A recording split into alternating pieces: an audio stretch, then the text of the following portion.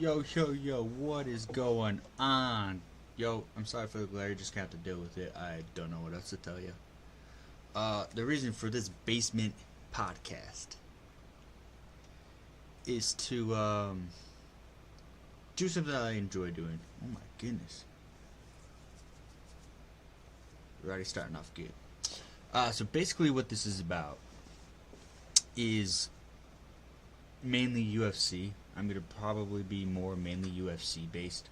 It's usually what I watch. I don't really watch PFL or any of the Bellator or nothing like that. It's mainly just UFC. So what we're going to be doing today is we're going to be going to the rules of MMA. Kind of like the main rules of weight classes, judges, refereeing, fouls. We're going to do another video specifically for fouls and go into detail and about them. If this video gets a little bit too long, I might have to cut it off and do another one for judges alone as well. There's a few things I got to get touched up on that, so I think that's going to be another video anyway. This is just going to be kind of a glance overview of everything that we are going to be looking at today. So without further ado, let's take a look here. So this is off of UFC.com. The links are down below. If I didn't put them down below, I'm terribly sorry. I'll put them in the next one. This is from UFC. Somewhere in the back pages I was able to find. Basically, it is the unified rules of mixed martial arts. So what they do here is basically, here's the definition: unarmed combat. So no weapons, just hands, feet, body only. So the weight divisions here. So the weight divisions: flyweight, bantam, featherweight, lightweight, welterweight, middleweight, light heavyweight, heavyweight. UFC does not have super heavyweight. They might be able to, but I think it's still a good thing to just leave it at heavyweight. So it says here, except with the approval of the commission or its executive director, classes of mixed martial arts or contest exhibits a weight for each class should be. So basically, flyweight's 125 pounds. You get like a plus or, non-championship fights, there should be allowed a 1 pound weight allowance. So that right there is pretty good. I think the reason mainly for this is because, certain scales are calibrated differently, so you can have technically 2 pounds, right? Higher or lower, but a 1 pound is pretty good to be close to exact. You see how it's laid out here as far as the bantam. Bantamweight is over 125 to 135. So what they had done is basically 125, 126 and below, right? So to 125, 4 or 126. Sorry, my bad. 127. This could be the lowest you can go, basically, before you max out at flyweight. So it's on the lower side of here. 146 is going to be the highest for featherweight. 156, 176, 170, 186, 206, so on and so forth. I think you guys get the picture. So that there kind of just breaks it down slightly in detail-ish. I don't even know what I'm talking about anymore. As far as weights go. So again, it's that 1 pound that is allowed above the weight. You guys can have catch weight bouts. So this has kind of happened, a couple months ago. I think it was Diego Lopez and Dan Ige. That was the catch weight. They were going to do another catch weight with Diego Lopez and Brian Ortega, but Ortega fell sick. So, yeah. And then here, this is kind of interesting. If one of the athletes weighs 264 while the opponent weighs 267, the commission may still decide to allow the contest. In reality, that's not that much. 3 pounds ain't that big of a difference. There's on fight day, there's gonna be some fighters have like 5 to 10 different difference in weight. So the ring fighting requirements. I don't really want to get into too much about this stuff. I was just kind of going to go over a little bit.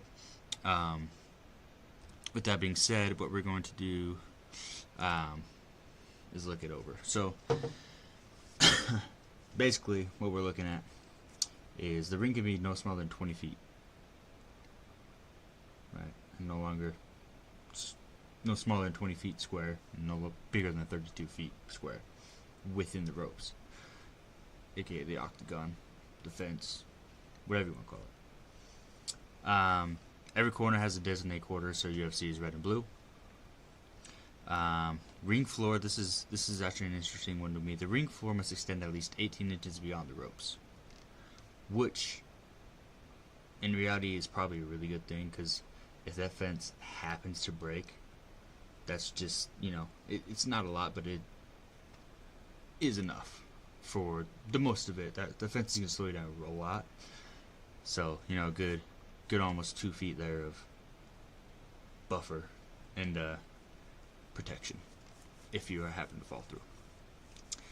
So I didn't really want to go about, 4 feet above the floor. Make sure it's all stable. Yeah. The rope ring post must be made of metal, no more than 3 inches in diameter. Again, I didn't really want to go into this too much.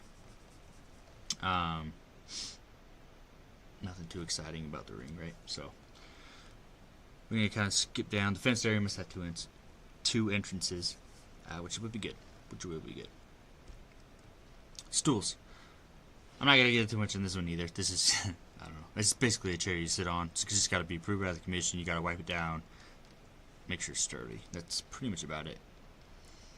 Equipment. So promoters should provide clean water bucket, clean plastic bottle, and any of the supplies, which basically the coaches have when they go in during the end of the round. Specifications for hand wrapping. I'm not going to go too much into that either. The gauze cloth, not more than 15 yards in length and 2 inches in width, must be held by surgeon's tape, which is about 10 feet. No more than 10 feet. Gotta wrap the fingers, the wrists.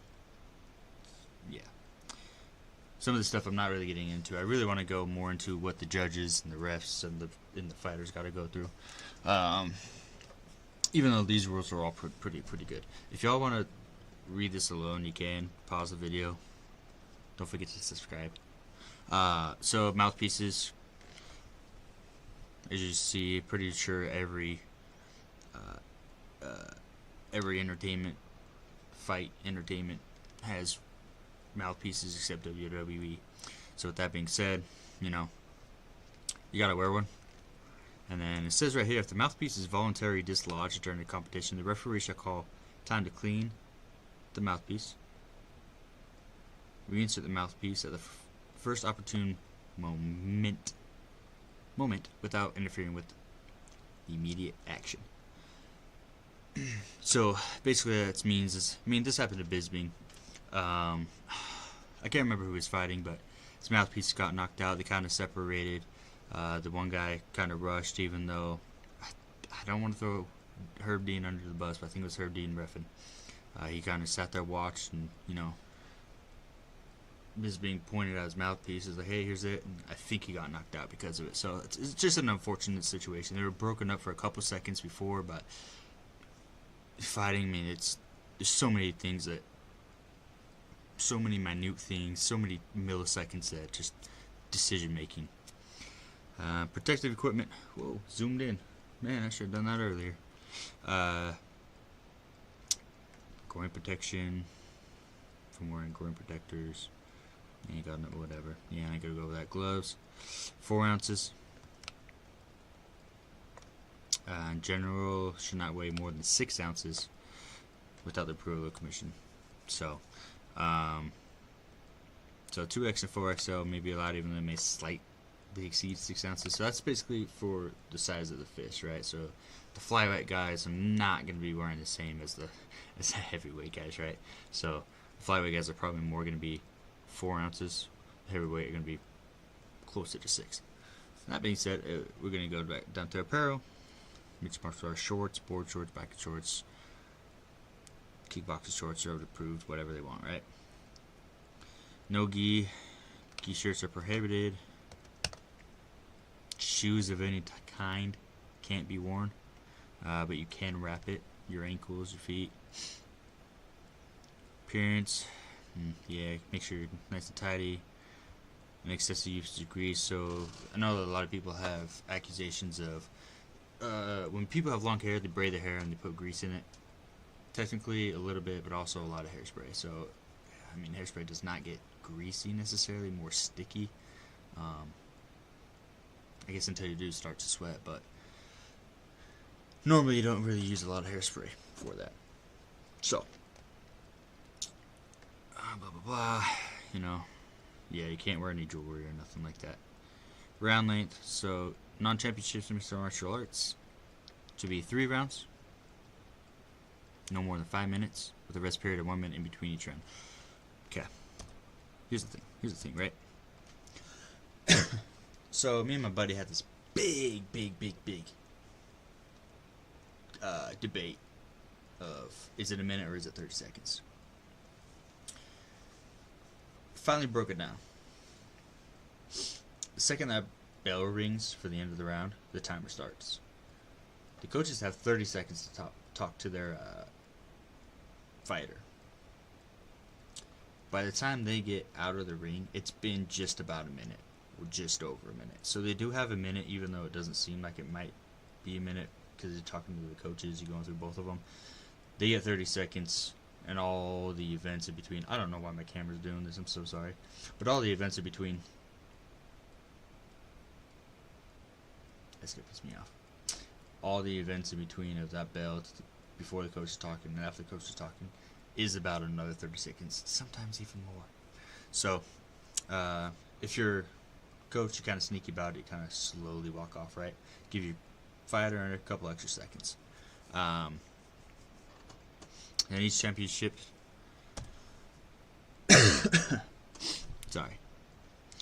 each championship mixed martial arts contest is to be for 5 rounds, no more than 5 minute duration, again with the rest period of 1 minute between each round. Stopping the contest. The referee is sole arbiter of a contest and is the only individual authorized to stop a contest. The referee may take advice from the ringside physician and or commission with respect to the decision to stop a contest, right? So, I mean, I don't think that really happens a lot. I think it's more like when a fighter gets injured mid-round, or if they're like get poked in the eye or something like that, then it usually, it's up to the fighter. They always ask the fighter, but they got to pass that test, right? So with that judging, so this is kind of one I don't know if I want to do another video on this yet or not. I have been debating about it though, because I got heated one day about all this BS, right? So what we're going to be doing is breaking down the judging. I might do another video, go into more details, but this is kind of pretty detailed as is, so we'll just see. And maybe I'll just go ramble on. So let's get to it. All the bouts will be evaluated and scored by three judges, who shall evaluate the contest from different location around the ring fighting area. The referee may not be one of the 3 judges, which is a very good thing, because refereeing, they have to be on the spot, keeping the fighter safe, and if they're distracted by trying to score the fight, something bad could happen. So the 10-point must system will be a standard system of scoring a bout. Under the 10-point must scoring system, the 10 points must be awarded to the winner of the round, and 9 points or less must be awarded to the loser, except for the rare even round, which is scored a 10-10. So I think it was what's her name, Shevchenko and Grasso. I think they did a draw, which ended up being 10-10-10, right? Or it might have been 5-10s, I can't remember. I do have a slight problem with this scoring system. It is pretty decent, but there are some things that need to be developed to make it better. So judges evaluate mixed martial arts techniques such as different striking, effective grappling, control of the ring fighting area, effective aggressiveness, and defense. So this right here, right? This whole block right here. This whole block right here is something that I am very,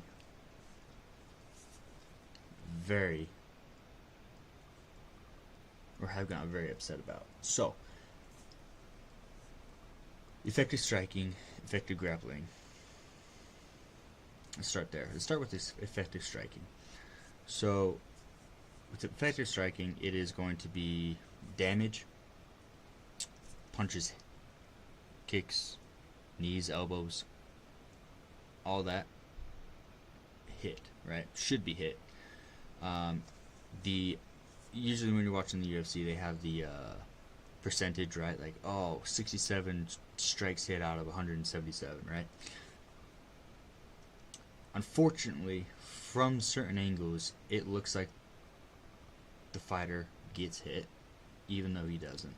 Or the fighter will roll with the punches, and when they roll, sometimes they miss, right? So they'll count strikes that shouldn't be there. But again, it's all the different angles. That's why I have 3 different judges on different areas of the ring.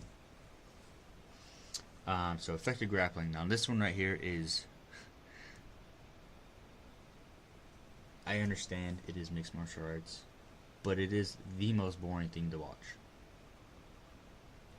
Effective unless this is 2 very good grapplers, they're scrambling, trying to get back up on their feet, trying to escape, or trying to do a submission, or do ground and pound, right? There's a bunch of things they can be doing, but a lot of them just kind of sit there and hold them down. Well, not a lot of them, just a few of them.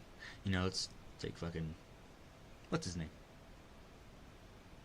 Marab. Very, very extremely high level grappler, but he doesn't do anything with it. So unfortunately, I think that gets pointed higher than what it should. In some instances, like with the control time, right? I think those 2 things need to get less. Instead of giving him a point for grappling or takedowns,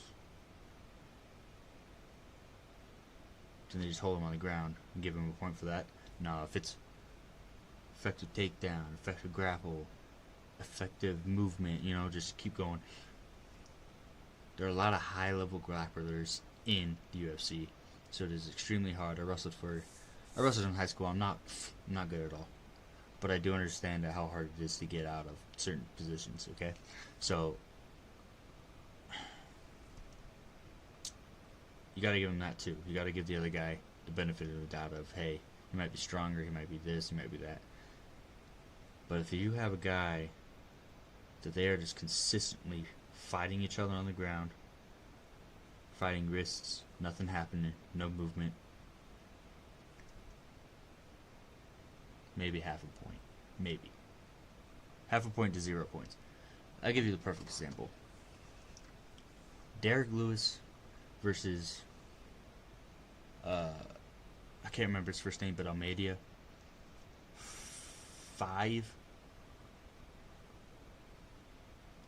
3 rounds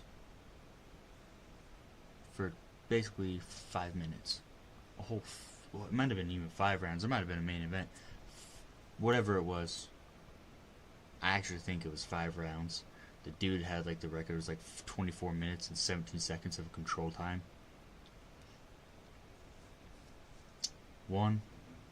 The ref was not good in that. He said, we need to see movement, we need to see movement, we need to see movement, we need to see movement, we need to see movement, we need to see movement, we need to see movement, we need to see movement. Did nothing about it. Didn't stand him up or nothing. Which, usually after the 2nd or 3rd time, it's, okay, break, stand him up. Right? Control of the ring. We'll move on. I'll get all heated about that. So control of the ring, fighting area, right? So usually basically the person in the center has control of the ring. Sometimes, it's different when the guy on the outside's running around the ring, kind of throwing jabs, repositioning, throwing jabs, repositioning. But usually the person in the center of the ring is controlling the fight. The effective aggressiveness and defense. So this is basically who's pushing forward, who's defending the most, who's getting them against the fence, who can reposition, get them against the fence, and all that stuff, right? So, with that being said, let's move on to this next one. So, evaluations must be made in order to, of which technique appears above, given most weight and scoring, effective striking, blah, blah, blah. I think I just went over that. Yep. Effective strike judged by consent. Effective grappling judged by executions, takedowns, reversals. Yep, same thing I just talked about. Fighting control, yeah, so I basically just went all over this. Moving forward, landing legal strikes. Defensive, taken down, reverse while countering with the offensive. Yep. So the following objective scoring criteria shall be utilized when Georgia's scorecard around.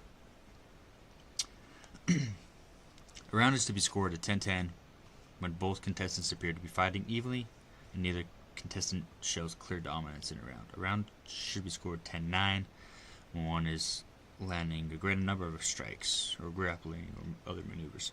A round to be scored 10-8 when it's just pretty much dominant, right? Pretty dominant.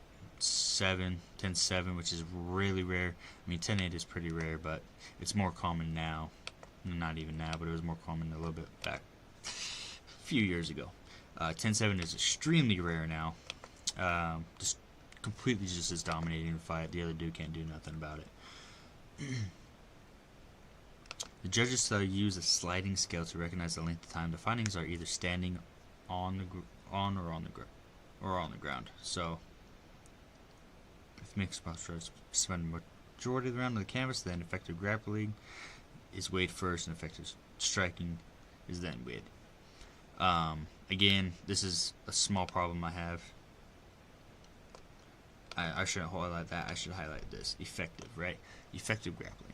Effective. If you're just holding someone down, that's not effective, because the other dude is effectively defending you, right? And then it's going to be the opposite, right? If you're standing up, mainly striking. So, let's see here. So fouls. So this one I'm going to do a whole nother video alone on, because these are, I mean, there's what, 24, 20, 31 of them. Yeah, so we're just going to go through, kind of just glance at them, and then I'll make a separate video about all these kind of broken down, right? So butting in the head, yep, eye gouging of any kind, biting, spitting, hair pulling, fish hooking. So fish hooking, I'll explain that one real quick. It's basically taking your hand, hooking like a fish. Groin attacks, striking down, using the point of the Edward. So this one, this one here changed recently. So this one here is so this is like a 12 to 6. Boom. Use the elbow. You're able to do that now.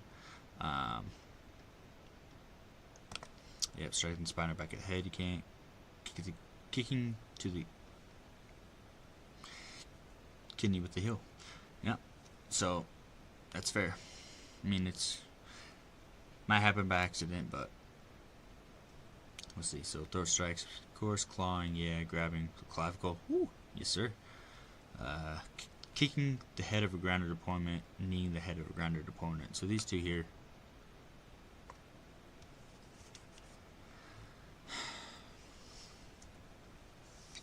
I don't know. These two here we gotta figure out. So kicking the head to the grounded opponent, I understand that. Dude, a soccer kick. I played soccer for 24 years.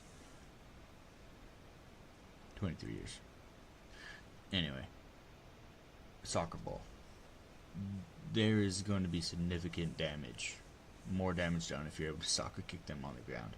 Kneeing to the head of a grounded opponent. I guess if it's to the side of the head, I don't know. Like that one doesn't make sense, because then at that point it's like, why are you able to knee him standing up even though it's on the forehead? What if they're face towards you? Can you knee him? Usually hit him on the forehead to jaw the face, right? Because that's what you're trying to do, is knock him out. Again, someone understand. Stomping a grounded opponent, this ain't a street fight. Holding on the fence. There's been so many of these that have gotten away, of people being able to hold on to the fence and stopping the fight, right? Not even stopping the fight, but changing the outcome. That's the word I'm trying to find. Holding on the shorts or gloves of the opponent. So holding on the gloves of an opponent, usually people will hold on the wrist of the glove. You just can't put your fingers inside the glove. Using abusive language in the fence ring fighting area. I think this one's more of a lenient one because there's things can get heated. If things get too much out of hand, usually people get fined, but it ain't too much. So,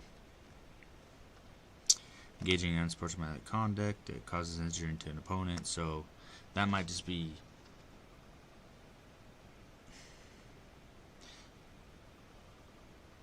excessive. I wouldn't say if you're excessively doing that, right? Because if you're trying to submit someone and having them in an armbar, if they're not just going to tap, something might happen, right? Attacking an opponent during a break, it's fair. Attacking an opponent who is under the care of a referee, yep. Attacking an opponent from the bell has sounded at their end of the round.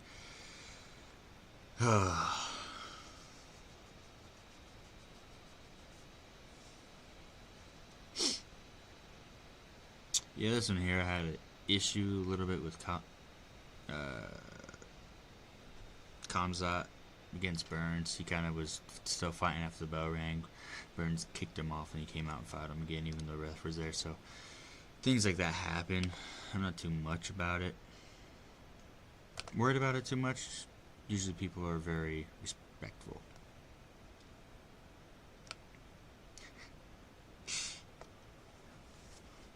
Basically, what this is saying.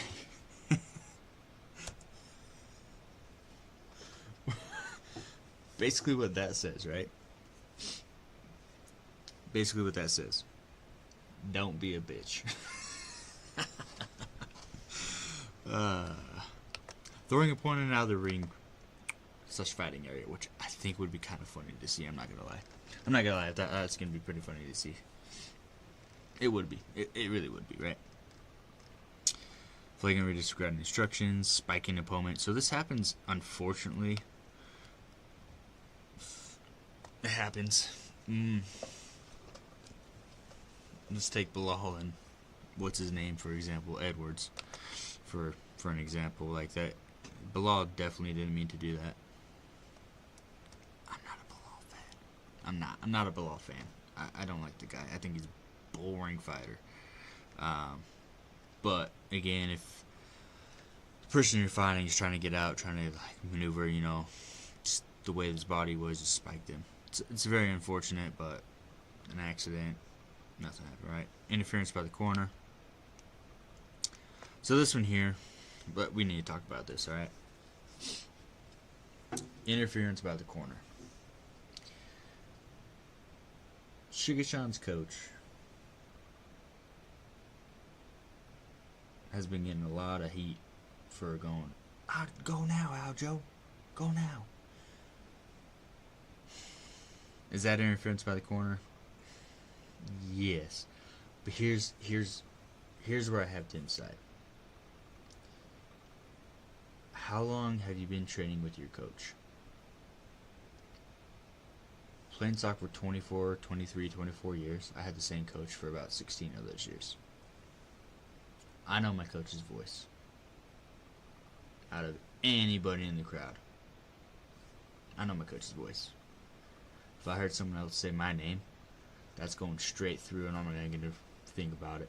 If it ain't my coach or isn't one of my teammates, that's all I'm going to say about that situation.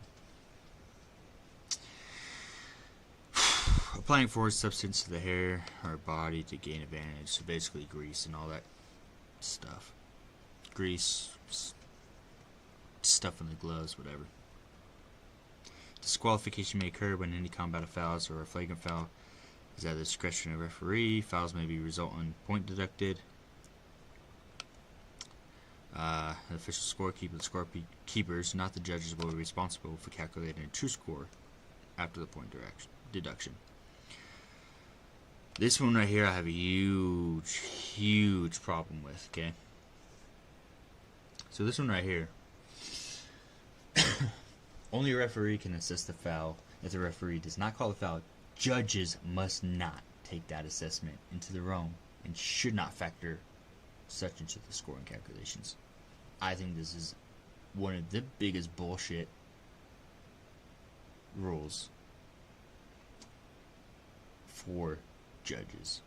If a referee misses a foul and you catch it, you should be able to dock it, right? Let's take a couple weeks ago. I can't even remember the fighter's name. I think it was 4 or 5 eye pokes and 2 groin shots. 3 or 4 of the eye pokes didn't get called. 1 of the groin shots didn't get called. No point deductions. Granted, some of that is on the ref. I do agree. But at the same time, that is a perfect example of why this rule is bullshit. If you're a judge and you see that, I think you should be able to dock a point if you want. I get like 1, maybe 2, you know. There's like, ah, shit, I got him. And then the guy that just got gets him back, you know. It's just like a payment, you know. Even Stevens.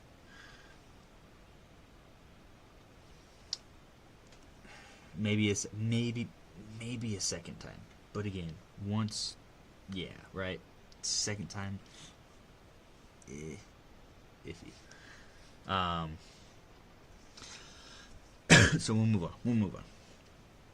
If a foul is committed, the referee should call a timeout. The referee shall order offending off. Oh my goodness. The referee shall order the offending contestant to a neutral location. So basically, they go to each other's corner, right? Or pretty much the opposite side. The referee shall check the foul contestant's condition and safety. The referee shall assess the foul and offering the contestant deduct points if the referee deemed appropriate. Notify the commission, coroner's official scorekeeper of the decision, right? And this is kind of the part where like the physicians come in, doctors, whatever, come in, check on them and stuff like that as well. Yeah.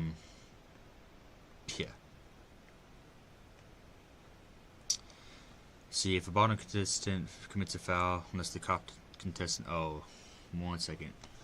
Let's rewind that, right?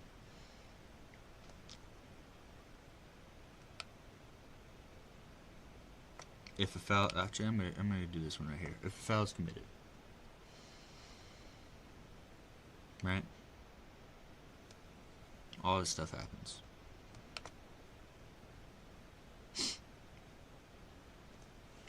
You know what?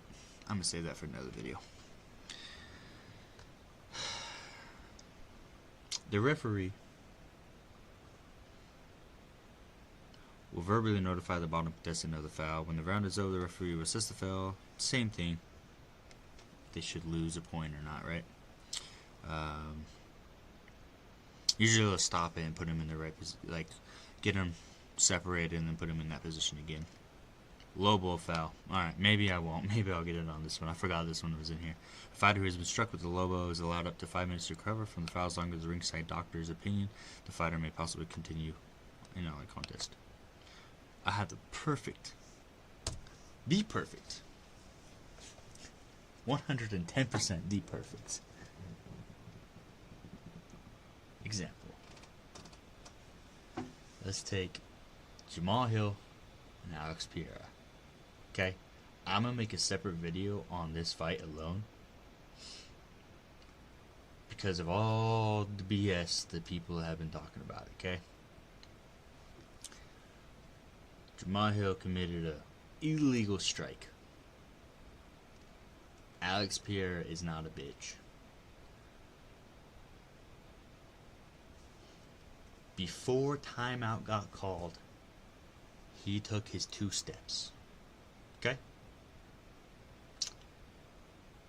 Waved him off. Nah, I'm good. It's like, alright, you sure? They touch gloves.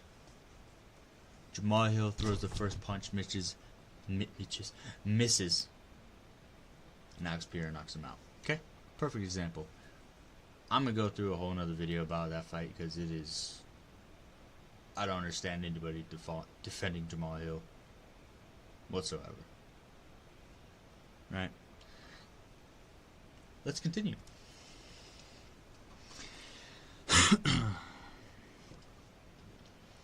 So yeah, 5 minutes is pretty much standard between any injury or any foul. Any foul. You usually get a 5 minute. Blah blah blah. No comeback with foul. Say continue or not. And if they're not able to, usually it's if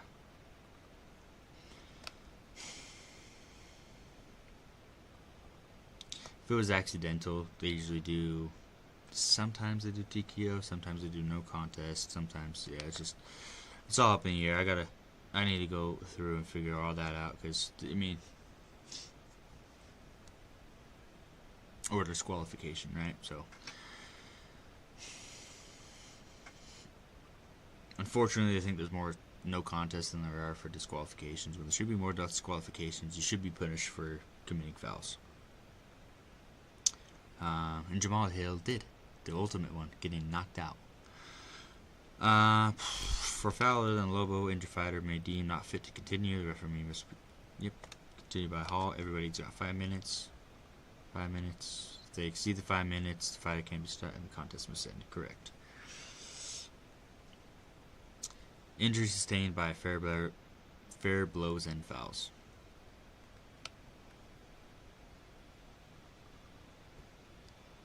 It's a technical knockout, right? So if they get hurt, say break an arm, dislocate something, break a toe, break a hand, break a wrist, whatever, right? It's a TKO. They're not laying on the ground unconscious. They are still conscious, just unable to fight. If it's intentional, again, there it is. Lost by disqualification. Okay, yeah, same thing. If an injury is sustained, if it's intentional, it's an automatic 2 points deducted, which I don't think I've seen ever. Usually they get 1. Let's see. If an injury sustained during a competition as a result of an intentional foul is determined by the referee causes an injured contestant to be unable to continue, blah blah blah, the injured contestant shall win by technical decision if he or she is ahead on the scorecard. If the injured contestant is even or behind the scorecard at the time of stoppage, the outcome of the bout shall be declared a technical draw. So basically what that is saying is if someone's getting the shit beat out of them, they get injured, the person that's getting the shit beat out of them, they have to make it a draw, a technical draw. So this one sucks right here. Oh no, sorry. I jumped ahead. I think I jumped ahead, sorry. Contestant injured him or herself by attempting to foul his or her opponent. The referee shall take not any action in his or her favor, and the injury shall be treated the same manner as the injury protected by the fair blow. So basically, if you're trying to purposely injure your opponent, and you fuck yourself up,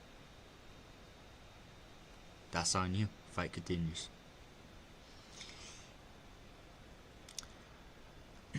So if an injury sustained during this competition as a result of an accidental foul, as determined by the referee, is severe enough for the referee to stop the bout immediately, the bout shall result in a no contest. So this is usually what happens when stuff like that happens, is a no contest. But I do think that they need to do more of the disqualifications.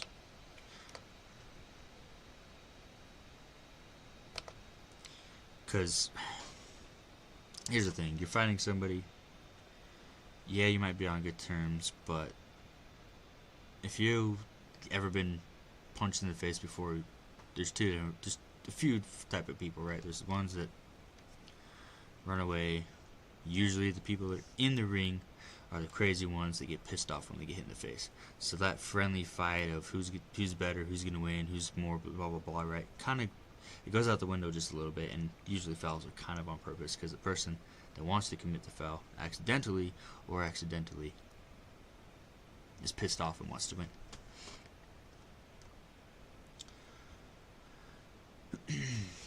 Let's see, it shall be a technical decision. Awarded by context, it was a head and scorecard, and this time bout start only when the bout start by 2 rounds, or 3 bout, or whatever. So, I didn't really go into much of an injury without the fouls, but there was a recent one of, oh man, I just drawing a blank. 308. Dude came back after an ACL tear and a bunch of problems, and I don't think it healed up all the way, so he injured himself during the introductions. And unfortunately, he wasn't able to fight at all, which was very disappointing.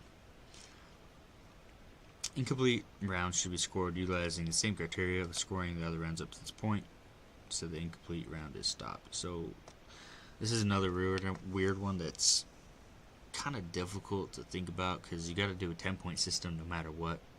So if there's like nothing happened, it's going to go basically kind of more towards the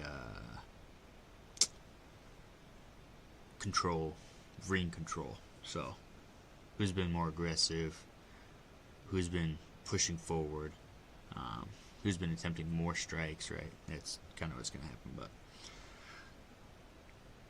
types of contest results: submission by physical or verbal tap out, knockout. When the referee stops the contest, it's a TKO. It's a technical knockout because they're not really knocked out. They're technically knocked out because they can't fight if they get injured, technically, or they're just getting the shit beat out of them and the refs have seen enough. So that's technically, they usually mark those like KOs, but TKOs. But yeah, anyway, yep, there it is right there. Contestants being rendered unconscious during strikes or kicks, KO. Decision via scorecards. Unanimous is basically all three judges score the contest the same. Split decision is when two judges score it the same and one does not for the other opponent, right? Majority decision when two judges scorecard contest for the same contestant and one judge scores the draw.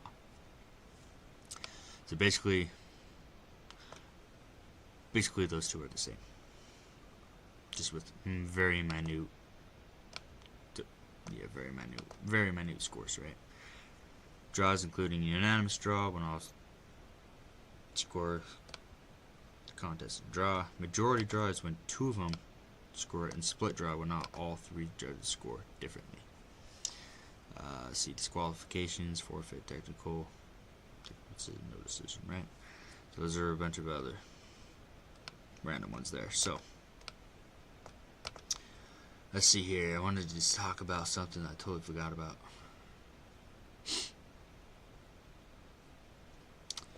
But that's here we go. Let's go back to this. Oh, it's not listed here. I got it pulled up somewhere else. Give me 1 second to find it. All right, you guys want to enjoy some music while we're waiting for me to pull this up?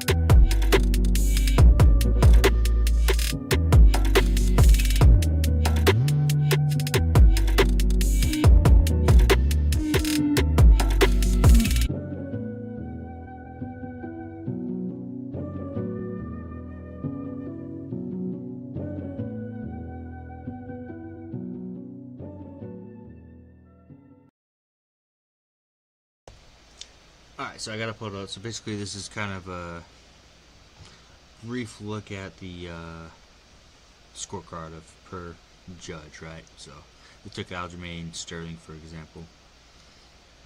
Sterling won by split decision. So again, it is one of those things where, since they are all spread around and not in a row, they get to see different points of views, and that's why I get kind of the close or split decisions and all that stuff for the fights. One main thing I wanted to get through, so yeah, there's more of that, is this bias thing right here. Let me get down to it real quick. Is UFC or MMA scoring subjective? Yes. Short answer. Would judging biases come to the UFC scoring, right? So you got the home ground bias. This right here is what I want to talk about, especially for a close fight, right? So what? This is one of the groundedmma.com UFC scoring system is where I got this from. It was extremely hard to find. There was nobody that wanted to talk about it, and it was there 100% is biased to this, right? So home ground bias, the fighter comes home on home soil, has the support of the crowd, and therefore is viewed more positively. So the spectators have a poll that can sway the judges, right? The champion bias, for the champions, there's an aura around them. There's an unwritten rule as a challenger. They have to do more to get the belt. So the champion, you already have the higher status. You already have the view of, oh, he's already going to win. And usually if it's very close, they're probably going to pick the champion, being that he has that about the wins behind him, the belt behind him and all that, right? So then the legends, right? So the fighter that has a name and a long career in the UFC, and therefore viewed more favorably. Unfortunately for although it was a split decision against Batista, ended up winning. Personally, that's another one I gotta go through, but when I was watching it, I thought Batista very slightly edged out Jose. But again, there's that legend bias, right? That everybody's like, oh, you got robbed. So again, it's extremely hard to take emotions out of fighting, but if you're able to do that more, things start to clear up and it makes more sense. Visible damage bias. So too much emphasis can be put on visible blood, which doesn't always demonstrate effective strikes, but more so how some fighters are more generally predisposed to bleeding than others. At the same point, I do understand this, but at the same point, visible blood sometimes means they got hit really freaking hard, right? Also with this visible blood, too much emphasis. I think that happens way too much. Not only you're supposed to do that round by round, and I think the fact that if a cut gets reopened, I think some judges count that, right? They count that as another damage, right? Which is very, very, very unfortunate. I think there's been plenty of fights that have gone the other way than what it should have, because that's what they counted was all of the visual damage. So with that being said, we're going to get rid of that one. There's a couple other things we could look at. Here are the websites. I should probably throw these down. We'll get onto that later. So with that being said, that's my background. Hope you guys don't mind it.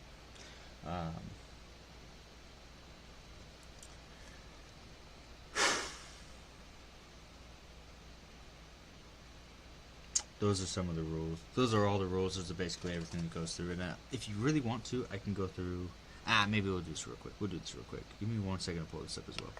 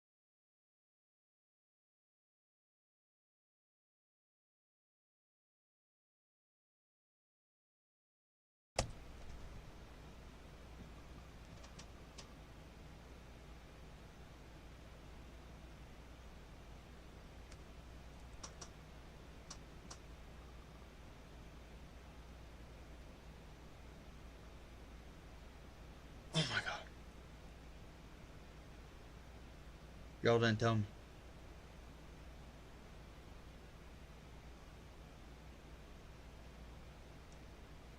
Yo, I've been rambling for like 12 minutes.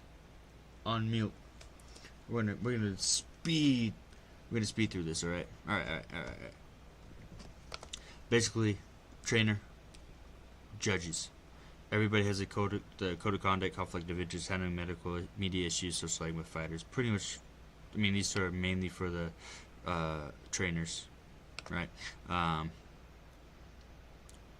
Yeah, 5 years. So these right here, pretty much the same for judges, referees, and trainers, right? So pre-fight duties, these are referees. This contains to the referees. So these pre-fight duties, literally the seconds right before they get into the cage, check the nails, get them Vaselined up, check their mouthpiece, make sure they got the proper hand wraps, make sure they got the right gloves, make sure they got a cup, all that stuff, right? Okay, cool. Keep going. Helps make sure that everybody's healthy and safe, right? Cage cleaning it, so water or blood at the end of the match, go mop it up, clean it up, dry it up as fast as they can, because the next person's probably coming out. I can't believe I did this, dude. Checking on fighters, making their blah blah blah, doing about issue touching gloves. So basically what I was saying was, you know, some of the fights that are really, really interesting are the ones that they don't touch gloves on. They could be go on either the distance, could be a really quick knockout, because usually they both hate each other. Let's see, proper positioning, I was just saying about there could be blitz, so if you're in the wrong position you could screw up the fight by being in the wrong position, so you always got to be on your toes. That being said, let's keep going.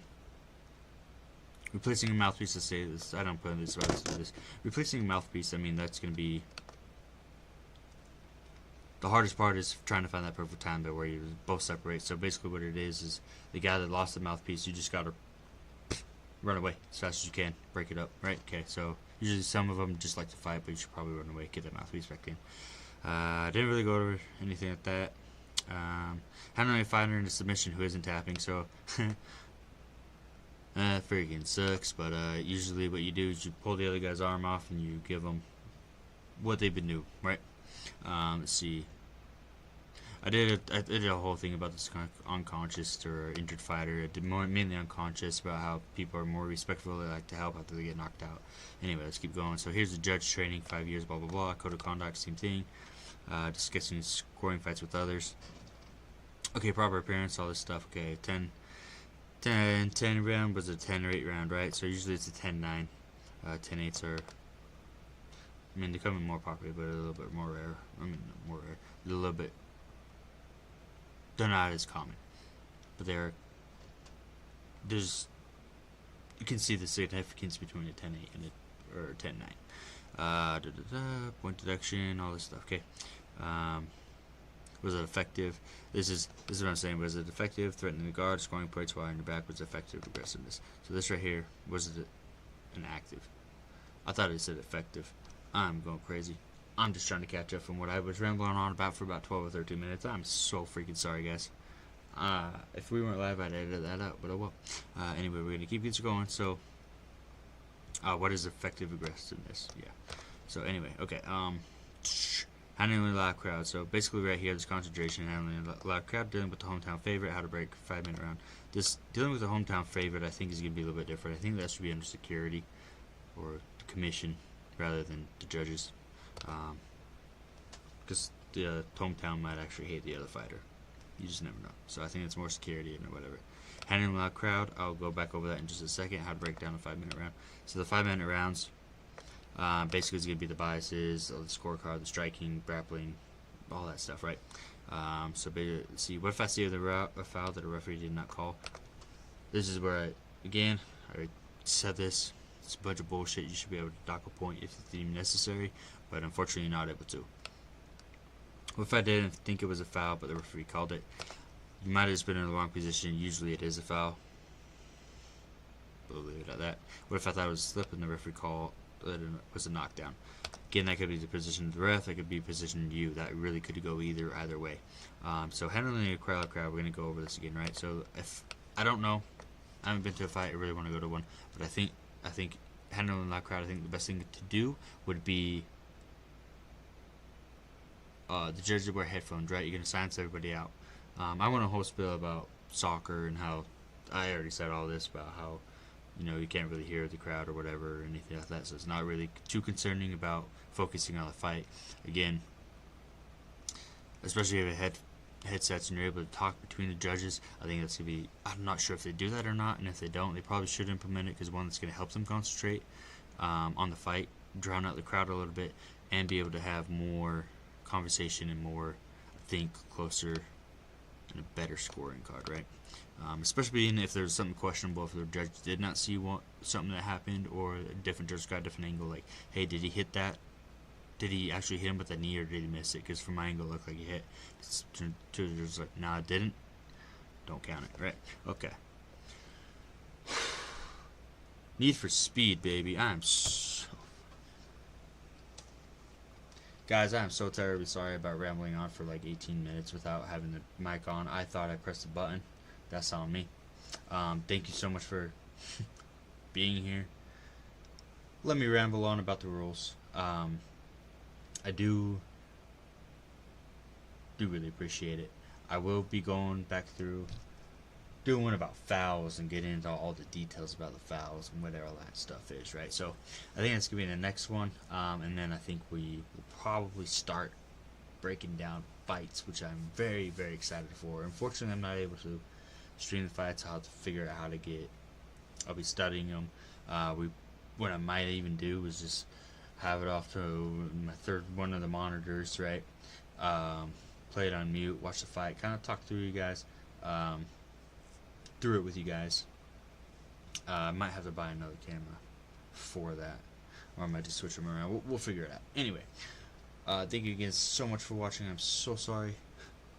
This is the first one. We're gonna get better than this, guys. Stick around, like and subscribe, and you know what? Tell someone you love them. Make sure that you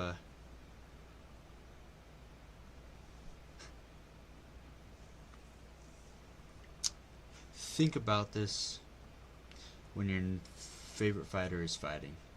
Try to take a step back. Think about it, right?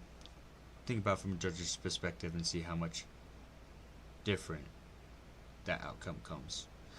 I've watched a few fights. I've gone back and forth about four or five times about who won.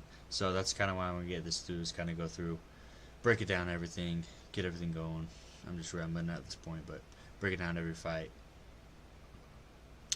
See who you think wins, see who I thought wins, see if it's the same, see if it's different, see if I missed something, or you missed something, or whoever missed something, the judge missed something, right? See what the different outcome would have been if we were able to watch it on replay, and the judges could watch it before the 4 minutes that they have to give them the card, right? Again, thank you guys so much for watching. I do appreciate it very, very, very much. Again, please like and subscribe. I would love it. I'm on and I will catch you next time. Peace.